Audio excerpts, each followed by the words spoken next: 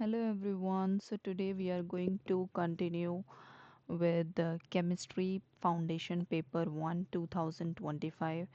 I have seen comments, lots of students were asking about this paper.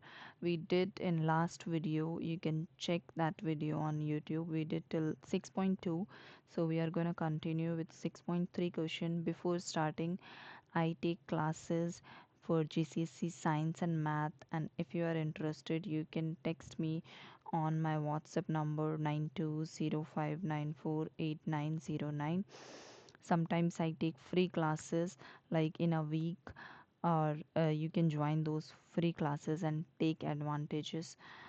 Okay, so let's continue. So let me just erase this. Yeah. So question number 6.3 says a nanoparticle of a metal has this diameter.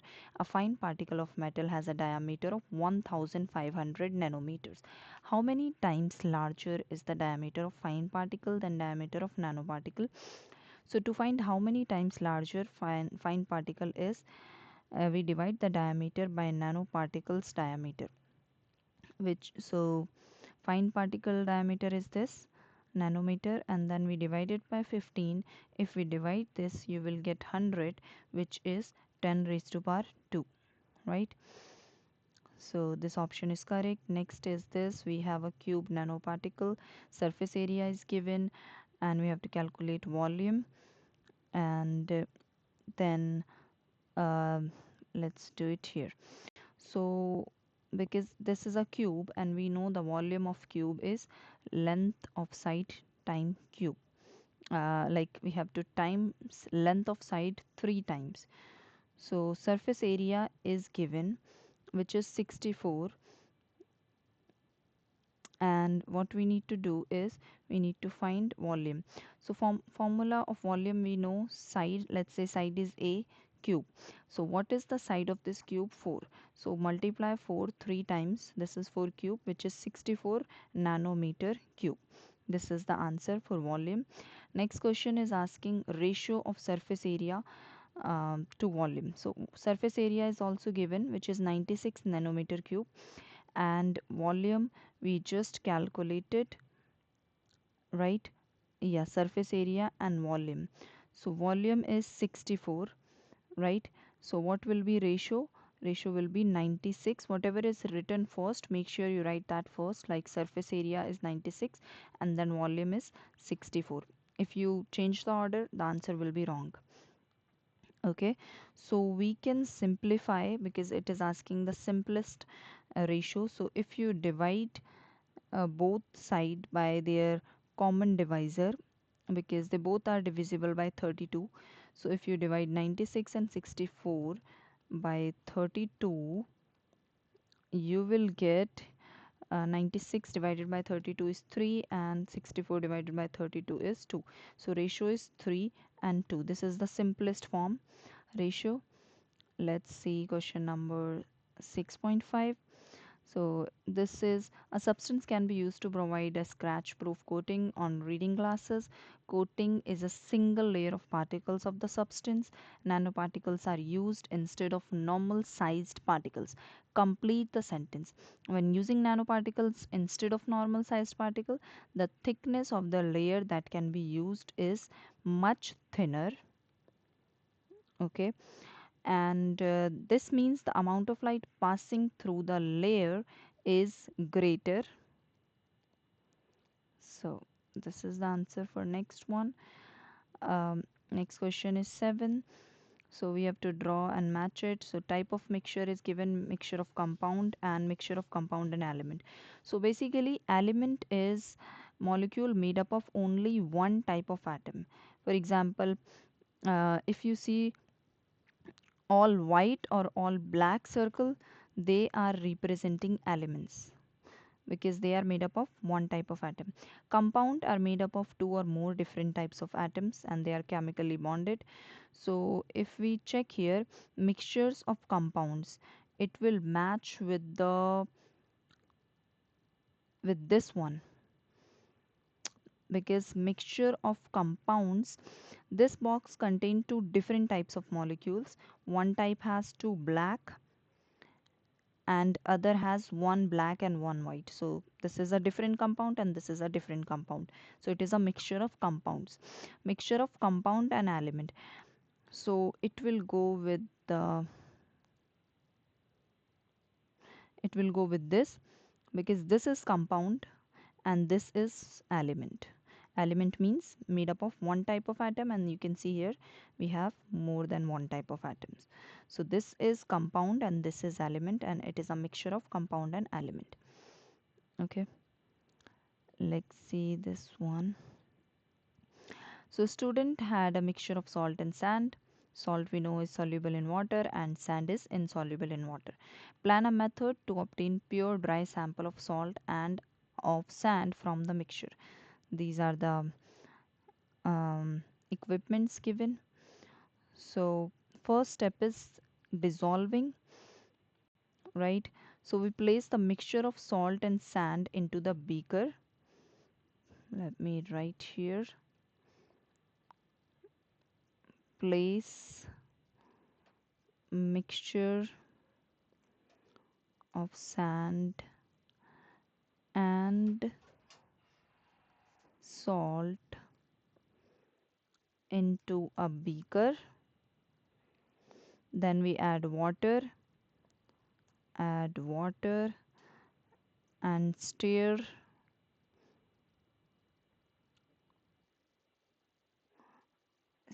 the mixture with a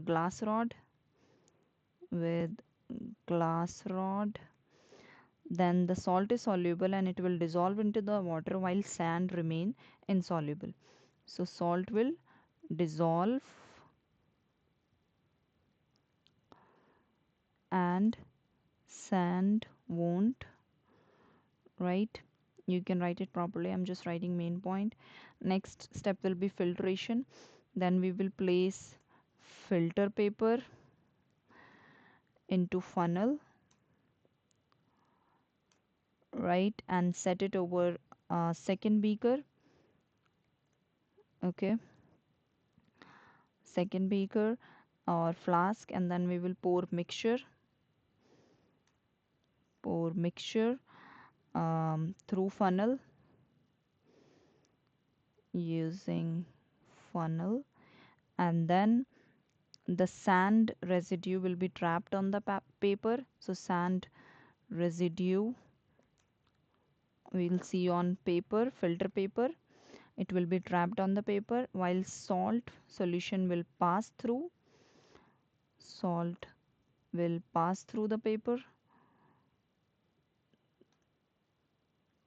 pass through paper, and basically we'll wash the sand with a little distilled water to remove any remaining salt.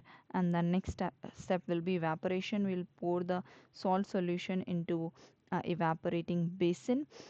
Okay, next will be evaporation. Okay,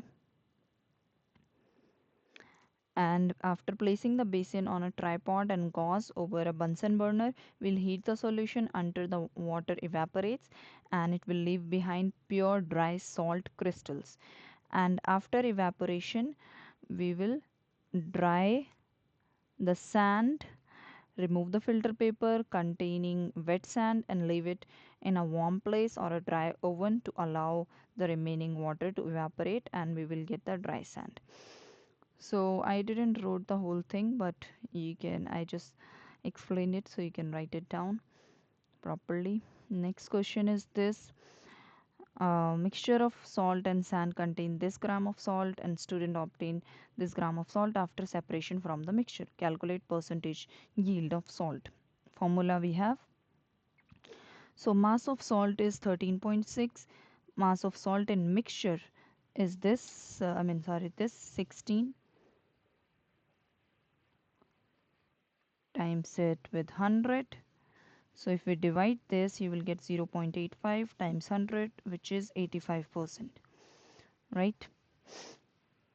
Next is about elements in periodic table. Describe where non-metallic elements are found in periodic table.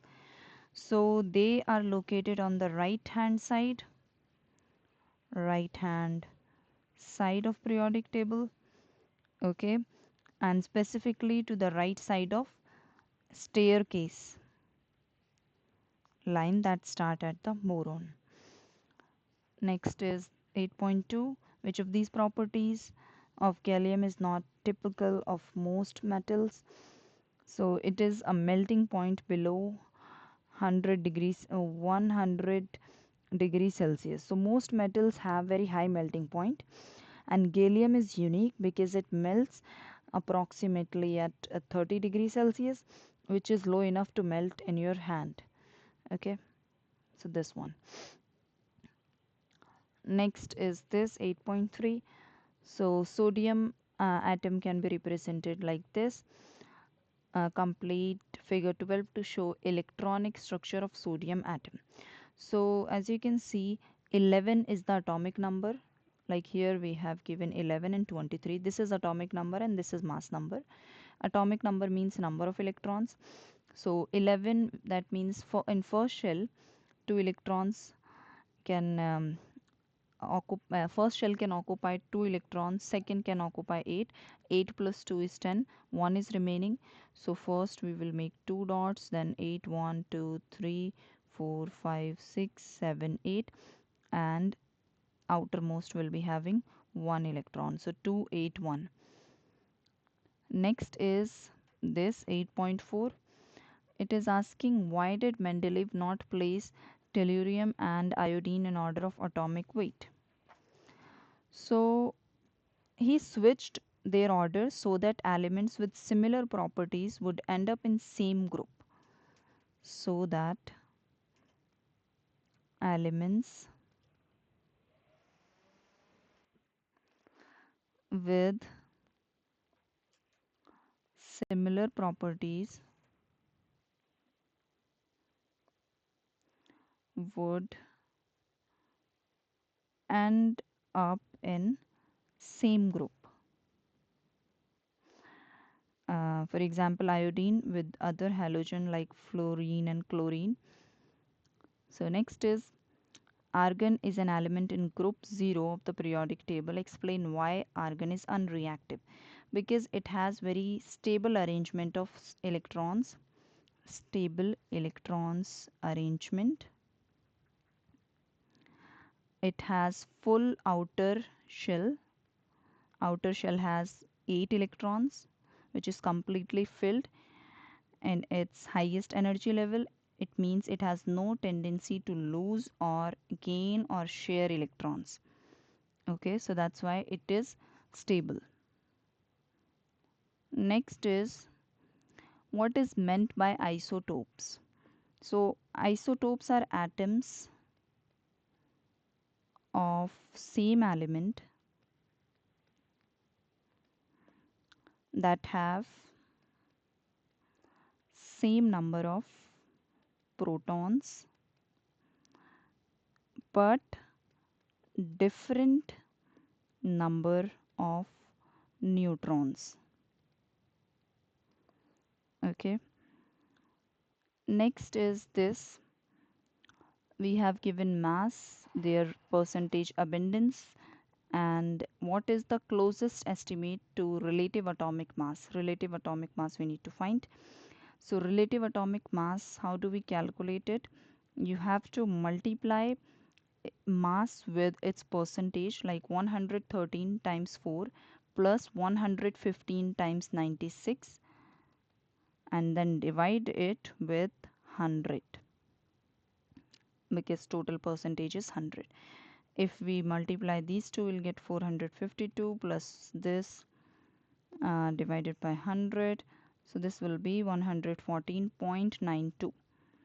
So which is very close to 115. So this option is correct. Next one, determine the empirical formula of calcium sulfite. So empirical formula, because the calcium valency, it is in group 2 and it forms a calcium 2 plus ion, and sulfur is in group 16, so it make this ion as 2 minus, and to create a neutral compound, one calcium ion balance one sulfide ion. So because both of them are 2 2, so the formula is calcium Ca and sulfide is S. So CaS. Next is calcium is in group 2 and sulfur in 6. Describe what happens when calcium react with sulfur atom. Answer in terms of electrons and ions. So calcium is basically in group 2, so it has 2 electron in its outer shell, right? Calcium 2 electron in outer shell. So it loses these 2 electron because it is easier to lose these 2 electrons than to gain 6 more electrons to make to fill its outer shell, right? So it loses 2 electrons, and sulfur is in group 6, so it has 6 electrons in outer shell, so it will gain 2 electron, right? Which is lost by calcium.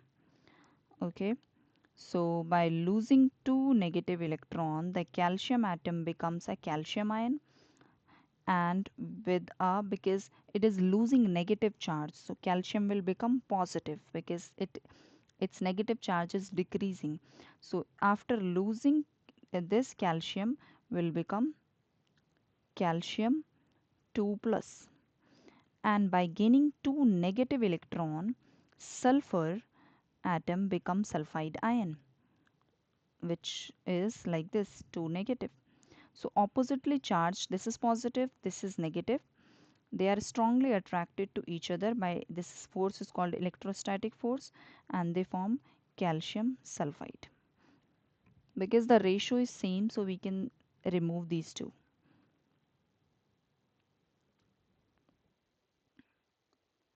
Okay, next is describe structure and bond of graphite.